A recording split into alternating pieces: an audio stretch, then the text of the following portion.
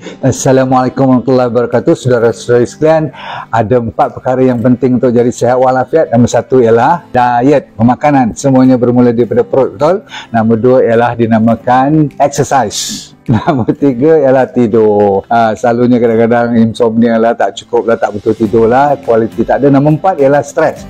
Ramai orang sebenarnya dalam keadaan stres. So, cuba kita kontrol. Baik, balik kepada yang penting dan selalu berlaku ialah pemakanan. Dah terlalu banyak kita tahu processed food, refined, gula banyak dan Masya Allah daripada kecil-kecil lagi. So, zaman dulu orang bagi juga minyak ikan, ingat tak?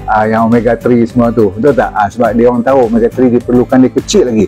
Bila besar, lagi diperlukan. Dan zaman sekarang ramai orang tak cukup omega 3. Yang ada sekarang, dunia yang terbaik ialah daripada pokok sacenci yang dijadikan minyak.